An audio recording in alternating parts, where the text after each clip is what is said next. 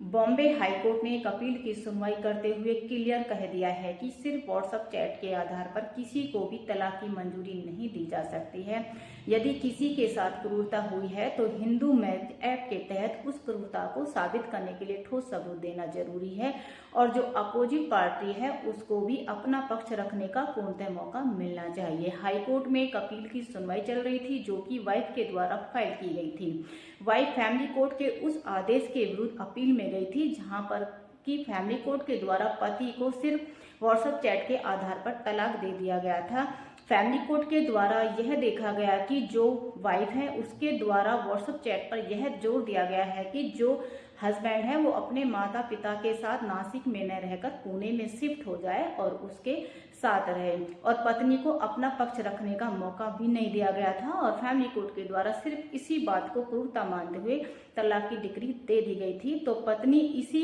Decree के विरुद्ध appeal में गई थी और इस अपील की सुनवाई जस्टिस भारती डोंगरे और जस्टिस मंजूषा देशपांडे के द्वारा की गई, जहां पे बेंच के द्वारा यह क्लियर कह दिया गया है कि किसी को भी सिर्फ और सिर्फ व्हाट्सएप चैट के आधार पर तलाक की मंजूरी नहीं दी जा सकती है और उस फैमिली कोर्ट के आदेश को रद्द कर दिया और साथ ही कहा कि क्रूरता को सिद्ध करने के लिए ठोस सबूतों का देना जरूरी है और दोनों पक्षों का भी सुनना जरूरी है। तो इसी प्रकार की लीगल जानकारी के लिए मुझसे जुड़े रहें, लाइक और फॉलो करते रहें।